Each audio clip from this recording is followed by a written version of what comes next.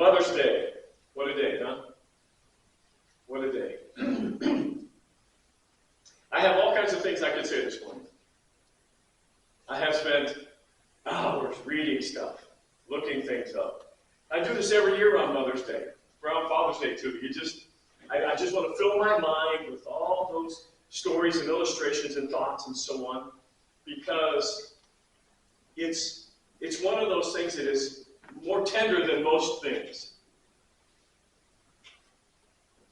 So I can sit up here and say a lot. I can wax eloquent.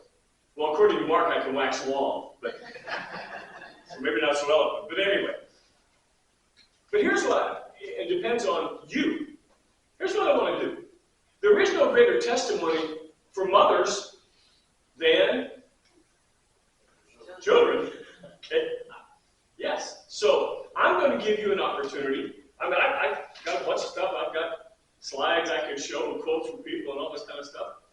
But the power of the message of mothers is really sitting there. My wife and I had to go, excuse me, we had to go to 2 funerals this week. We had to go to one, excuse me, one was Thursday night, friends of our family. Her name is Dawn, John Dickey. Our sons used to play basketball with the family. Ben is close friends with one of the sons who's now living in South Korea. But anyway, we went to this funeral, saw people we hadn't seen for a while, but the greatest thing about it was the testimony of her as a mother and the way she had reached out, touched others' lives. They had adopted children and had touched lives that way and so on. And it was just great because you have this testimony of a life lived to honor the Lord. She had been involved in Awana and all these kind of things. And so when people stood up to share, they talked about, number one thing was her servant's heart. So yesterday morning actually, we go to another funeral. This one was of a father. And the sad thing about that one was the children, there's 3 kids, 2 daughters and a son. Both their parents died within 6 months, right? They lost both parents within a 6-month period. So we're talking tough. And those kids are up there sharing a testimony about their father and kind of back and forth with their mother because, both were very influential. But again, the testimony of a life lived as an example. Kirk, bring up the I'm not even sure what number slide it is, but the one about lead with your life. I will show this slide in case I don't get to anything else. What I really gathered from that was that those parents in both cases were very, very careful to lead with their life. And the testimony of their children. Train up a child the way he should go, she. When he's old, he will not depart. The testimony of those kids was my mom, my dad, they lived for the Lord. They had a heart for God. And that example challenged us and encouraged us and led us to live the life that we live. Lead with your life before you attempt to use your lips, or your message will fall on deaf ears. You can talk all day long. You can share all kinds of stuff. But if your life is not backing up the words of your mouth, you haven't accomplished anything except, remember the old, we shouldn't do it, but how kids used to do this? And we know what that meant, right? Mom and dad are talking, but I ain't listening. Why? Now, some of that is just the fact that teenagers already know everything, and they don't need mom and dad to talk because when you already know everything, that information is useless, right? Until they find out in their 40s, they realize, uh-oh, I don't know nothing, I don't know squat.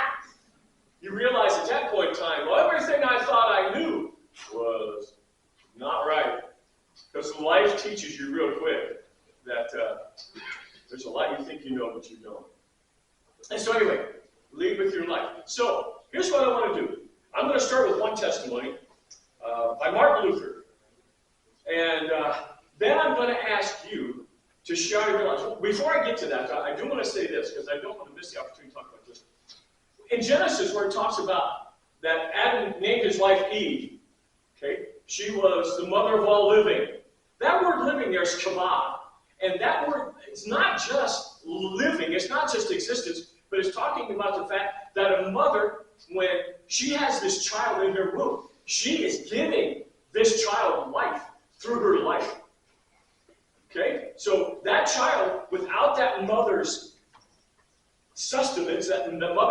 take care of herself. She has to provide, okay? That child is living within her. She has the privilege to give life, to bring life into this world, which is, as we all know, it's amazing, right? The fact that these little zygotes are coming up, these little things, this little baby, can turn into a human being that can walk and talk and think. Well, some think, not all think, but you know what I mean. But life, it's amazing how this happens. But then once that child is born, the mother still has to give that child life. Now we can do it with bottles and formula and all that. But you go back a number of years, if say that mother died in childbirth, there had to be someone else, you know the old term wet nurse, there had to be someone to give that child life, because what could the father do? And he could not sustain that child on his own. He had no way to feed this child. The mother, even after that child is born, is still giving life to that child. That child's life is being sustained by her life. So when it talks about the mother while living, it is not just, okay, she gave birth to a child. It's an investment that she gives all that time. And then we read about Moses, how his life was laid in the hands of, well, Jochebed, what she thought, she prayed, hoped, would be someone who could do something great. So she has this basket made up and puts him in the river. And you all know, one of the greatest aspects of that story is, what did the Nile have a lot of?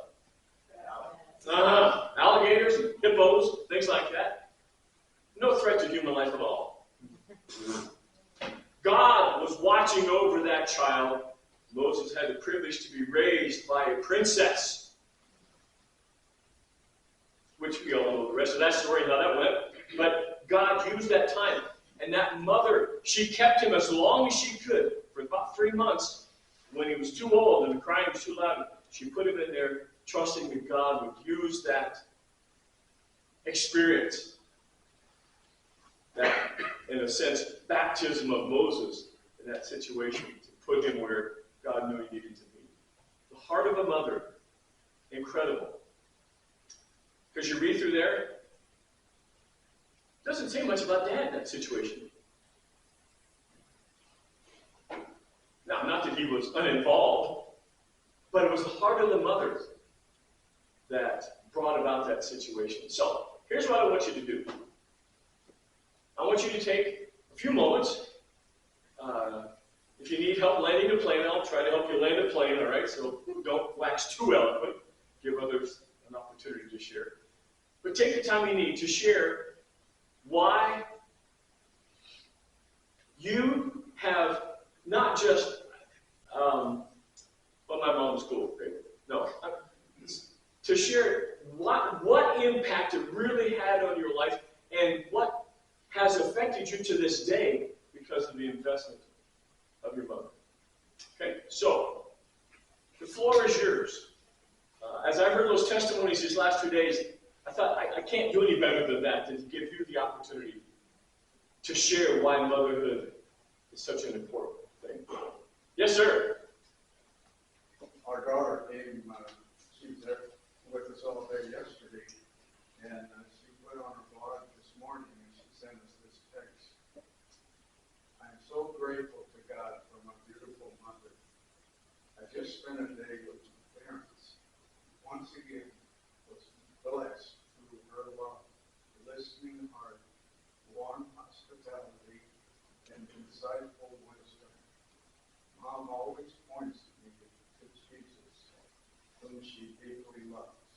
Thank you, Mom, for loving me and being the most beautiful example of a mother I can think of. I love you. Amen. Nancy, does that bless your heart? I feel so much. Yes, it's a blessing. That's what makes you the mother that you are. Because you know you have to depend on God to be that mother, right? Amen. Thank you. I think we're not aware. We're just not aware of what we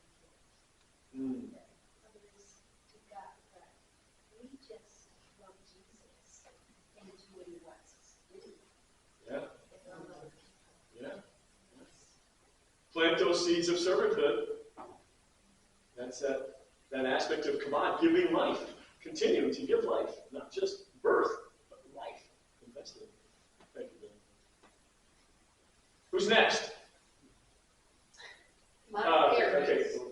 parents were not believers, but one thing I'm so thankful, we lived near good churches, and my mother made sure that we went to Sunday school. Mm-hmm. And of course, mainly it wasn't to get rid of us, but that planted that seed. That planted that seed, and the Lord just brought the seed to salvation. Amen. Eventually, and so I just always appreciate her for that. Yep. Yep. Amen. Yep. My mom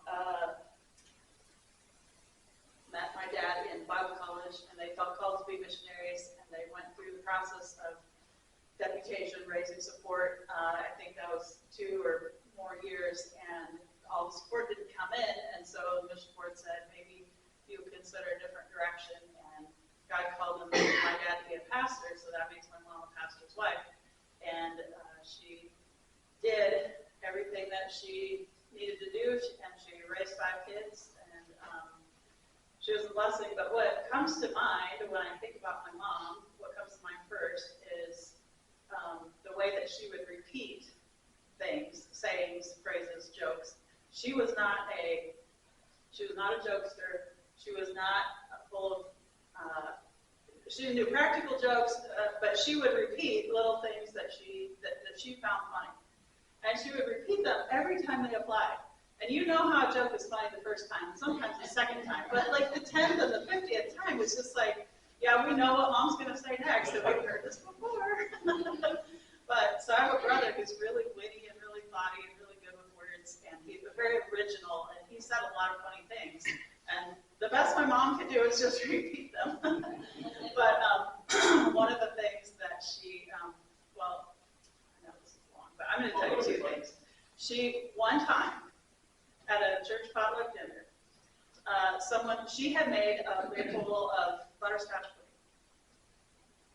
And one of the older men in the church was coming through the line, putting food on his plate. He got to that bowl and he said, "What is this?"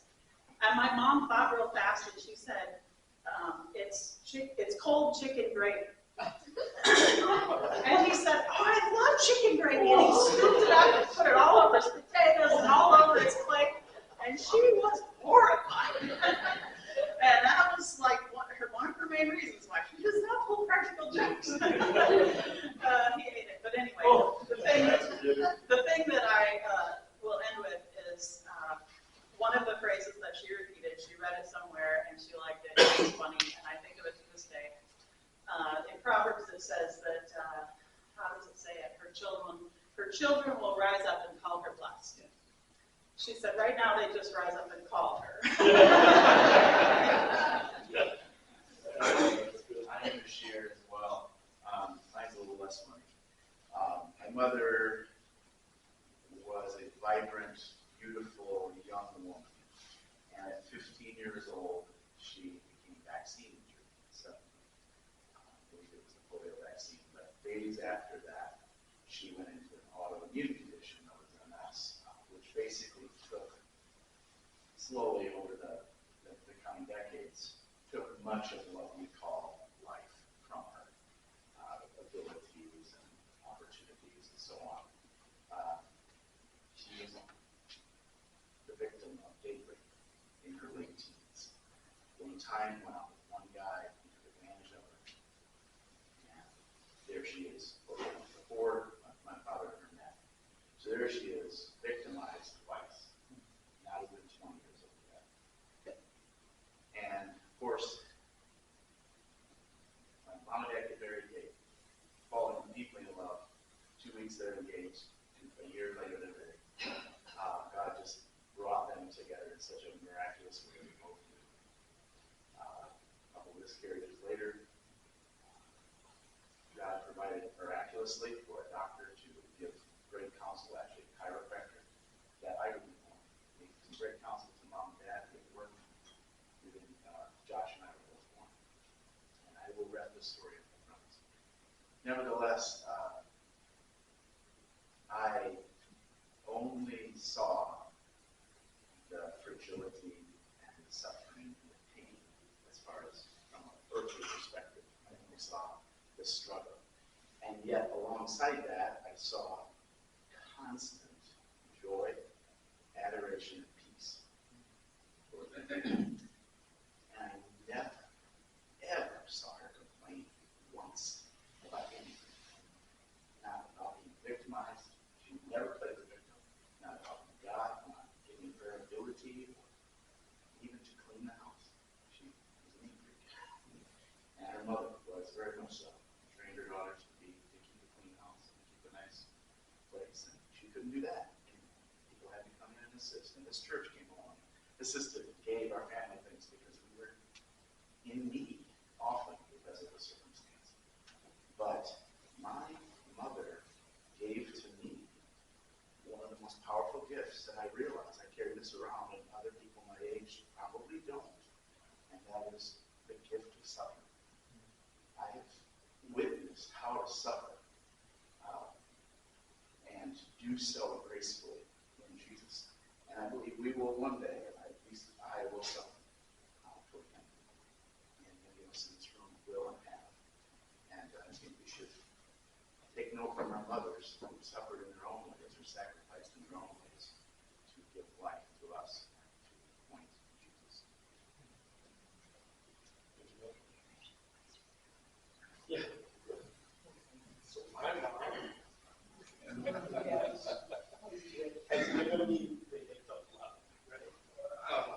And she's modeled love like God loved, in that even when I was the total jerk of the whole house and living the way it was and stuff, she still loved me.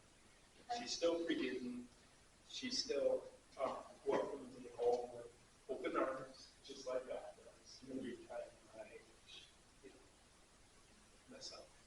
And I love my mom.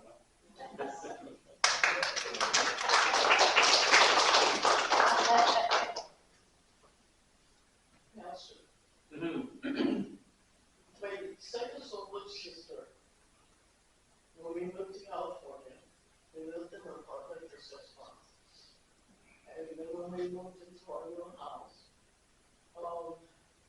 my sister found this church. And they were having service in a little house. So she's the one who got my whole family to go to church. And I was, I was only 9 or 10 years old. So I didn't know what it was all about until I was 40 years old.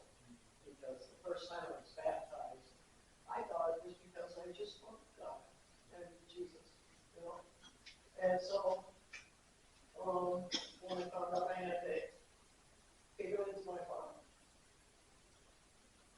I did, and I felt it. And I want to tell you, my mother is the most precious thing I ever had in my whole life. Mm-hmm.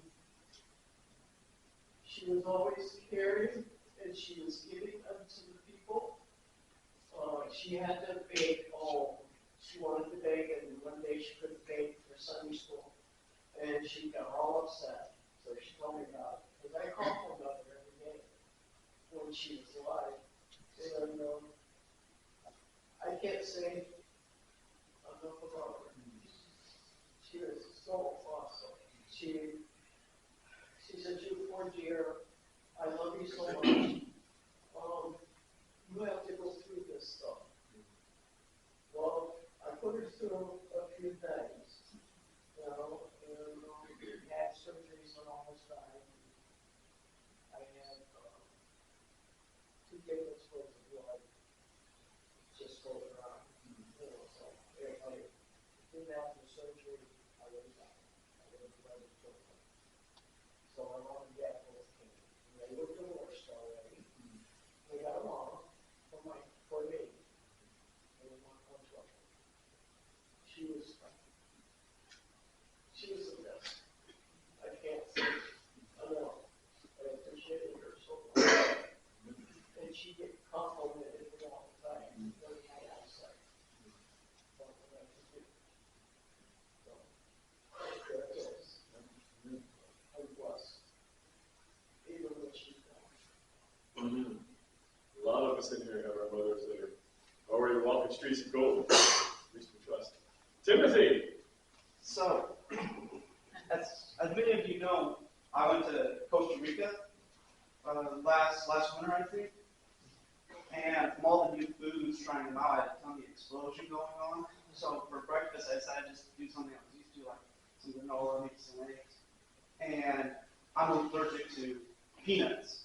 So I was eating, and my face turned pale. And the first one who noticed at the table was my mom. She goes, "What's wrong?" And I just turned around and I started throwing up. Like, I'm sure I scarred that kid watching. Like, I threw up like 5 times. Every time I went back and counted all my sins. Like, it was bad. And Andrew was taking me back to our room. Mom and Dad went up to get a vehicle to take me to the hospital. And at this resort where we were at, they did not speak a lick of English. And my mom was bound determined to get us a ride. Took me to a hospital and got me okay. If it wasn't for her, it could have been the end for me. Mother Bear. Don't wait. Yep. Yes, ma'am. My mother was a Good. single parent. She raised 3 children, and she took us to church. But I remember the struggle that I seen her go through raising 3 children. Then they didn't have all the things to help, and she worked in textile. She had more than one job. She worked for upholstery furniture. But I remember her giving money to church. So she just told us that she didn't have enough. Why is she giving it? There's nothing, we want to know. But I watched her do that. It really made an impression on me. And she was praying really hard for Easter. She wanted my sister and I to have packed under white shoes. And I'm like, oh, well, it's not going to happen. But that Easter basket had the white shoes. And it really made an impression on me. And another time we didn't have food for Thanksgiving and for Christmas, and there was a knock on the door, and there's a basket of food. And she said, "There's no footprints." What was that mean? But she took us to church, she introduced me to the Lord, and all the struggles she went through, she still said, "You have to look to the Lord." She's not with us now, but she had that legacy of teaching me, even without a father. She taught me, and she introduced me to my father, and that's Jesus Christ. Amen. I was just going to say, my mom had a lot of mental issues, nervous breakdowns, in and out of the hospital a lot, so wasn't really a good mom, but God took care of her and took care of us. But when I think of a good mom, I think of my wife. And gosh, man, I watched her give birth to 3 boys that were over 9 pounds, and I'm so grateful she did that. But my wife's a very strong-willed, independent person that she'll take care of her boys. And one of the memories I have of her is going to pick up my oldest son at school. My son had ADD, and he had problems getting along with others. Well, a bunch of the high school jocks decided to corner him outside and were beating him up. My wife came to pick him up and say that she took out all 4 guys. The principal had to pull her out. So that is a Mother Bear Robert was, yeah. So, there's a lot of things that moms do that men can't. And, man, when I think of a mom, no mom has more love than my wife. And she loved her kids. Still loves them. Eric. My story starts out when I was a kid. and I love the farm. I put the farm first, no matter what. And my dad wasn't afraid to take advantage of that, give me all the grunt work on the farm that was available. And there was a lot of it. And when I first started to drive, he wouldn't let me drive my car to school because he didn't think I was responsible enough. And so after I proved to him that I was responsible enough, somehow, some way, during my senior year, I talked to him and let my pickup to school. And it was a day that we weren't having classes. We were going out to the university to do track and shot put and all that stuff. And unbeknownst to me, a couple younger, lower class girls, if you will, freshman or sophomore, came up to me and asked me if I wanted to take them down to the mall in South Bend. We'd skip school. And I thought, wow, sounds like a really great idea. You know, I hadn't done too much outside of the box yet. It involved girls. And so I said, yeah, sure. I said, how are we going to get out of school? She said, we'll take care of it. I said, okay. So we're going down 31 to South Bend, and this was probably 78, 79 when I think self-serve gas was just starting to come into effect. And I told the girl, I said, we're not going to make it down there if we don't get some gas. You got some money? Oh, yeah, we got money for gas. So we pulled in the gas station.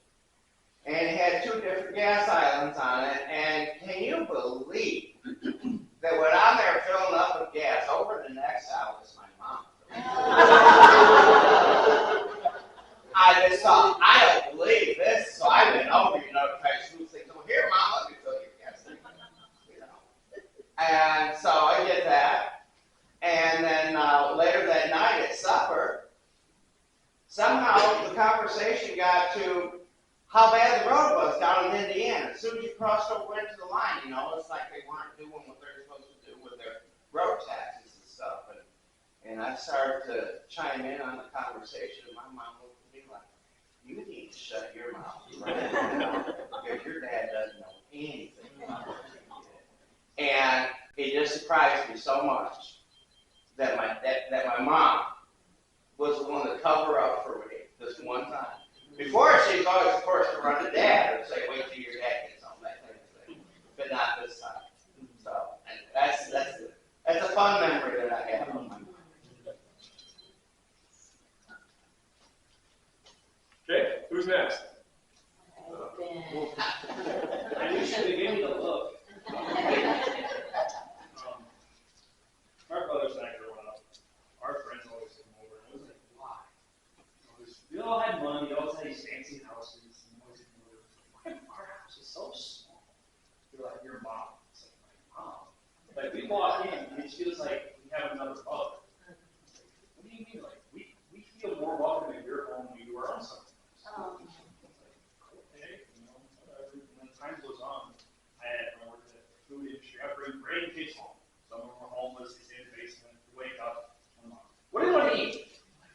I don't even know this lady. That's my mom. She always takes care of anybody. The love she has for not just her own kids, but anybody out there who needs help. Any random kid out the street, whatever. They always had a home at our home. We just love the fact that my mom is always welcoming any random person, anytime of the week. Midnight call, Mom, come home, bring strangers. Okay, whatever. The love she had for anybody who brought home is always so special. And we always had ice cream. George, what was your I was going to say, Jordan, what was your favorite? What's Jordan? Yeah. He's our 5th son, by the way. I'm not going to one-up my younger brother because not the way I am, but so Newsflash, go. if some of you know, years ago, Teresa, hopefully Teresa, please don't start crying, but I might. So we had Alex, and Alex was family. That's the only way I can say it, Alex family.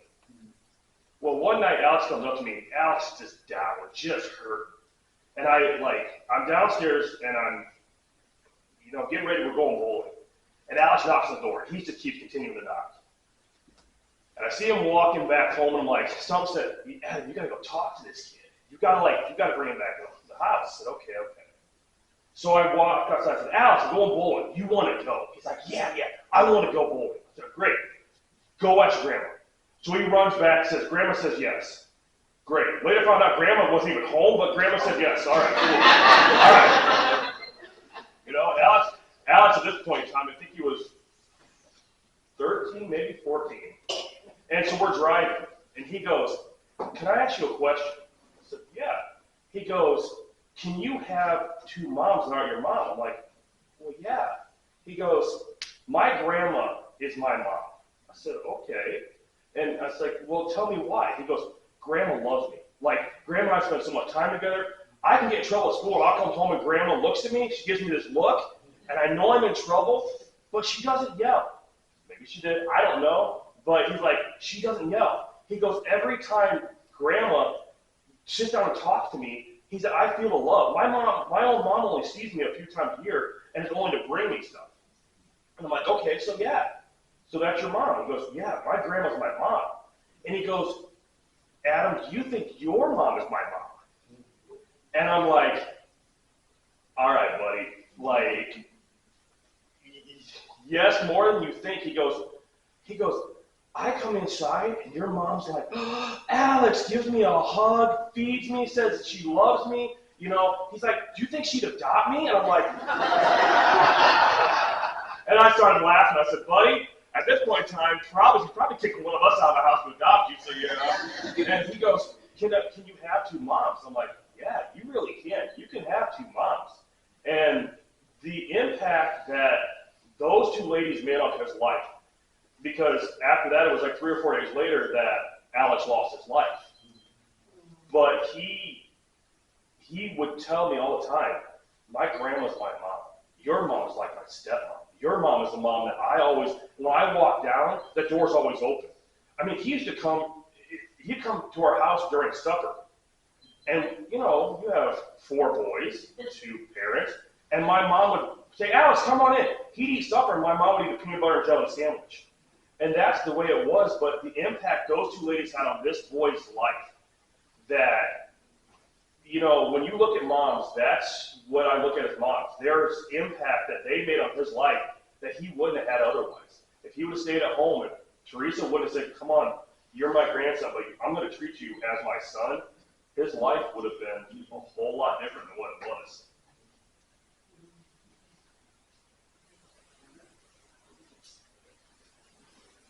Anyone else? Yes, ma'am. We'll get back to you, Kevin. You want to go first? No, just go. You guys already heard from me, but not about my mom. I want to give the Lord praise for both of my moms, Lloyd's mom and my mom. My mom didn't raise me in the faith, but she was the most kind, giving woman that, I grew up, that was the only kind of woman that was my mom. Kind to everybody, didn't matter how you treated her, she still was kind. I never heard a harsh word from her. Generous to, you're talking about Abby feeding anybody that came into her home. My mom and dad, they did that. They had friends. They must have known the time that we gave. Somehow they must have known it, because it seemed like they were always there, and she always made enough, or she appeared to have enough. Maybe she never did eat. I don't remember her sitting there not eating, but maybe she didn't eat as much.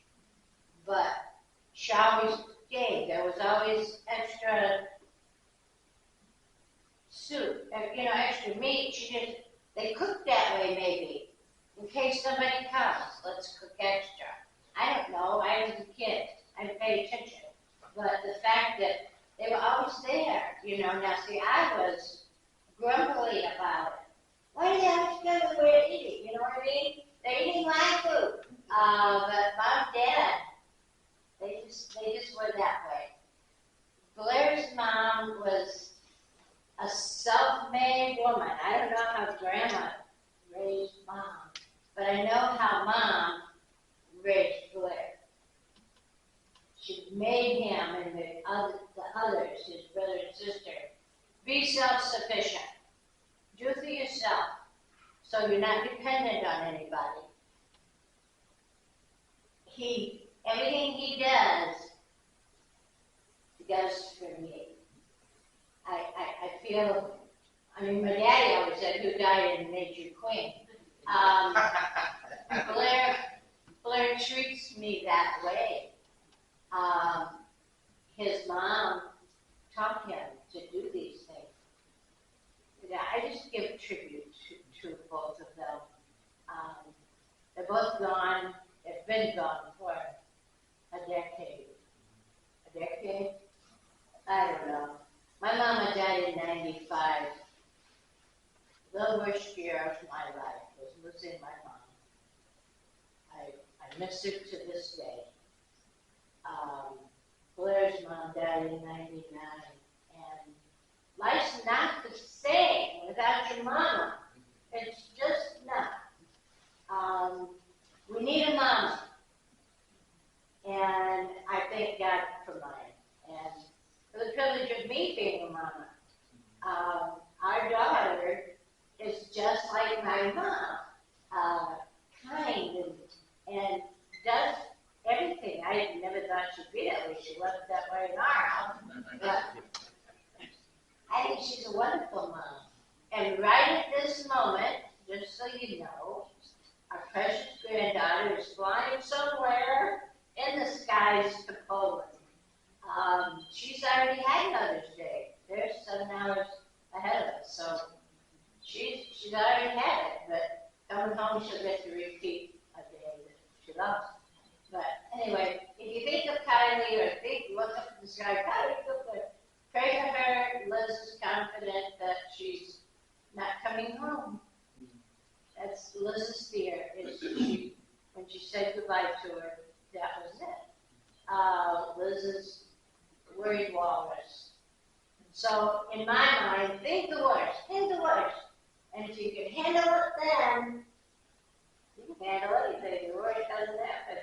But you're spending an awful lot of energy on something that never happens.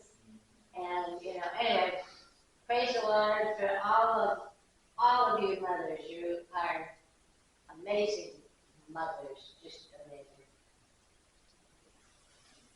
Even the young ones, not just the old mamas, the young mamas. Kathy?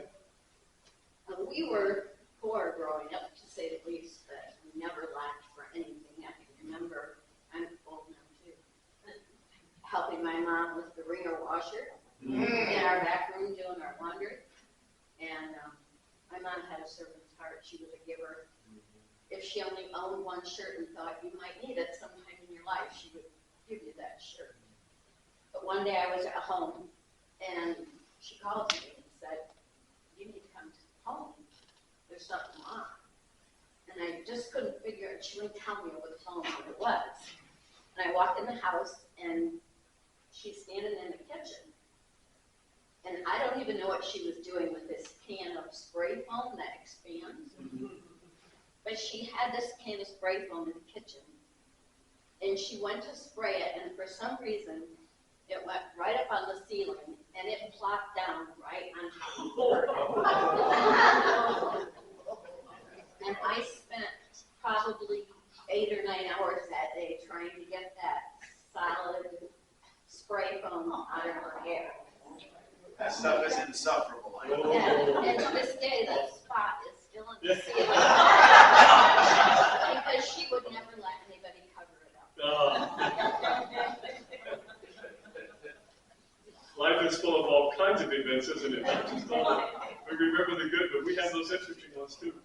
Yeah. Pastor, can I just say something? Yes. I just want to tell everybody, appreciate who you have. just goes by so fast. Mm. And then you look back and you just blink, and your kids are off on their own. So those of you that still have kids, appreciate them, love them. Those of you that have parents, grandparents, oh my goodness, just hang on.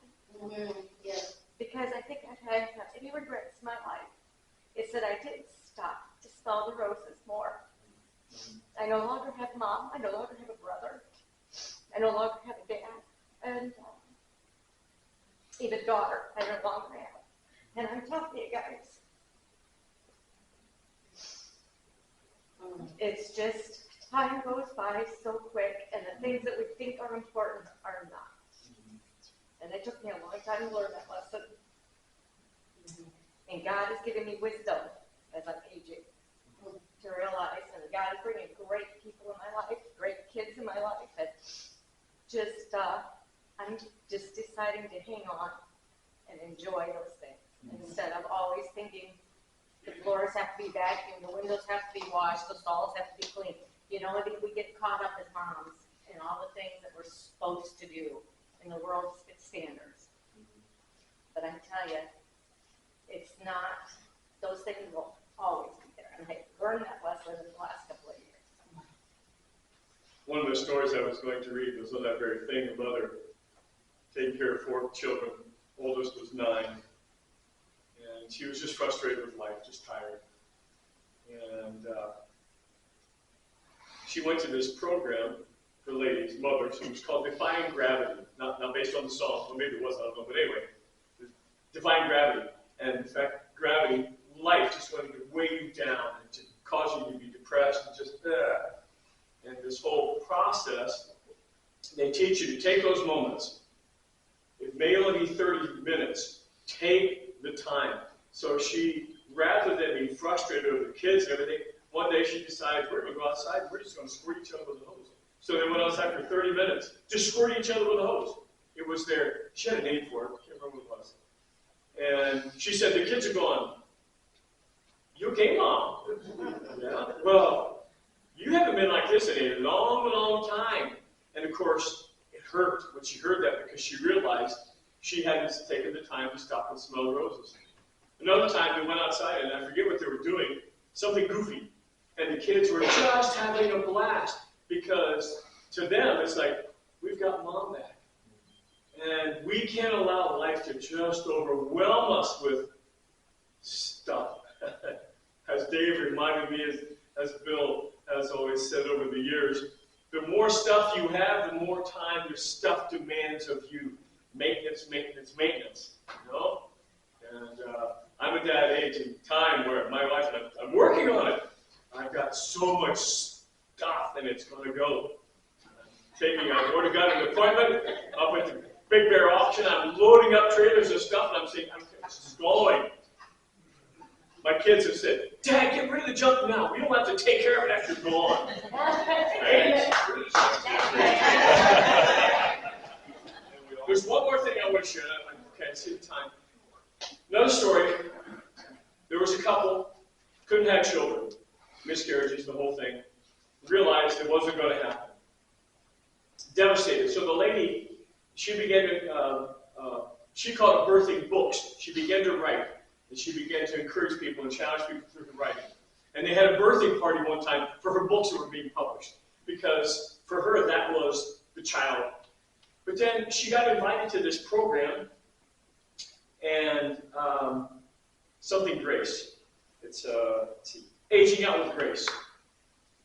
And she sat there and she listened, and these are children who are young ladies who are coming out of the adoption program. At 18, you're out, right? So at 18, you're done. Here you go, here's the bag of stuff. Find out about life. And she sat and listened to this, and she goes, well, that's not right. That's not even, what are you doing to these? You're sending them out. And 75% of those young ladies who get out of that, you know where they end up. In trouble. In trouble. Most of them, over 50% end up pregnant, and over 75% end just messed up. So she sat there and she said, okay, God, which one of these is going to be my daughter? And so they listened, and she talked to the husband, and there was one young lady that just felt bonded to, never said anything to her. But over a period of time, they got to know her and ended up through all kinds of things and ups and downs and so on. But they brought that young lady into their home. She became their daughter, had her name changed, took on their last name, lived with them for a period of time, ended up getting married. And one day, the young lady calls and says, "Mom, I'm pregnant." And the mother she said, "I just wept. I'm going to be a grandma." Someone who never thought anything, you know. And she said, "I'm going to be a grandma." So her daughter, adopted daughter, they all both go to these meetings, and they're sitting there listening, and she reaches over, and so one of the ladies talking, she puts her hand on her daughter's baby, on the belly, and the baby kicks. And she said, "It was so wonderful. Before my grandchild was even born, to say, 'Hello, Grandma.'" I thought, how wonderful. So it's not all birthing mothers that have that opportunity. There are opportunities out there for those who cannot have children, where God has. One of the couples we saw yesterday, people we've known for years, God never blessed them with children. I don't know if they ever reached out and did that. Joe and Alice Crane never had any children, but they have invested their life into, I don't know how many kids.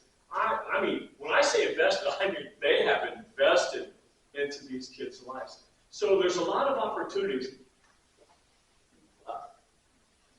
Being a birth mother is definitely a most blessed thing in God's design.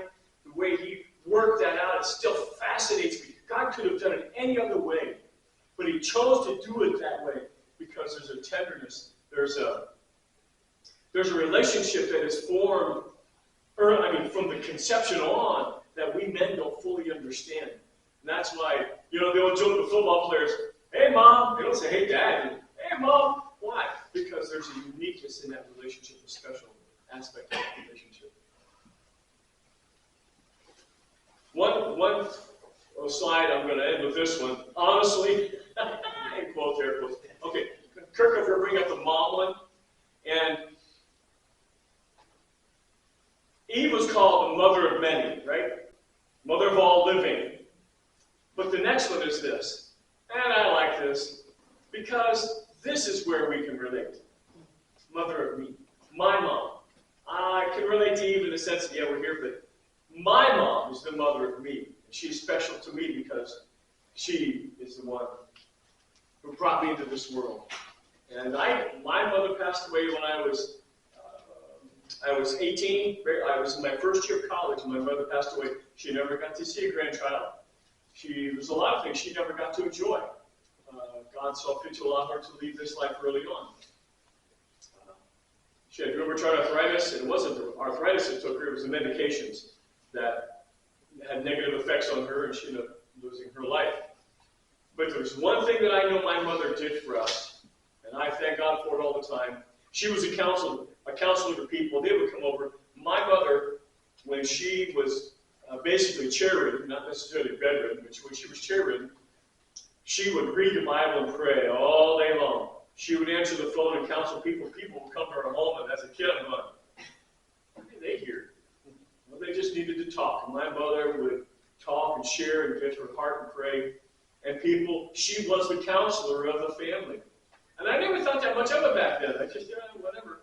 But, boy, I appreciate that now. And I know she prayed for us, and I have no doubt in my mind that one of the main reasons I'm here today, where I didn't go out and do something stupid and ruin my life, because both the opportunities were there. Woo! A lot of you probably relate to that, and you could have taken one wrong turn, and your life would have been totally different than what it is now. That was me. God spared me, and I know, confident, my mother was praying, and she was praying hard that the angels would work overtime to keep me in line, and I'm grateful for that. I'm thankful for that special gift of my mother and what she meant to us as a family.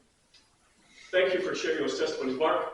Before you pray, if you could, everybody pray for her Thursday. Yes. Yeah. About 10:30? Oh, 9:30? Starts chemo, right? Pray for her about that time. We don't know how it's going to affect her. Yeah. And pray because Kathy's already, in a sense, she's going into this being at the, this top of her game, full of strength and energy. So chemo is tough. I mean, it's poison, right? It's what it does. That's why they have to, it's special mask and everything you have to do, because it's going in to kill. So pray for Kathy. Oh, and by the way, Joe Crane, talked to him today. He's going to therapy, doing okay. Okay, he's not happy with what's going on, but he's doing okay. Just wanted to update, because he broke his ankle 3 places, had to have a pin. He'll never be able to move it. It's fixed.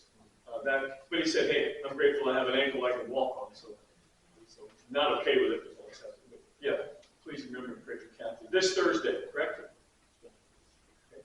Father, thank you for this day. Father, thank you for the testimonies. Thinking at these 2 funerals, I'm reminded what Jimmy Evans said. We need to live in such a way that when people come to our funerals, they cry hard, because our lives impacted them in such a way that we're going to be missed.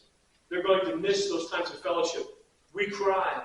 We miss our parents. We miss our mothers especially because of the influence, the love, the investment they gave into us, and how special that is. And we're thankful that you designed it that way. Boy, Father, thank you. And I trust that this will be a special day for the families here represented. Many of us don't have our mothers. But like us, sharing with our daughters-in-law and having grandkids, expressing our appreciation for them being mothers now and raising their children. So many opportunities we have to do that. And Father, help us to be wise to reach out. We've heard a lot of that today. Servanthood. Whether it's our own children or somebody else's children, or in that, like the aging out gracefully thing.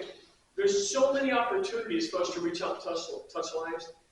Father, keep us pleased by your Spirit. Make us aware of those opportunities to be sensitive and to be open to you, to do what we need to do for your kingdom's sake, for your glory. Thank you for your Son. Amen. Thanks, folks. Thanks for being here. Trust you do have a blessed Mother's Day.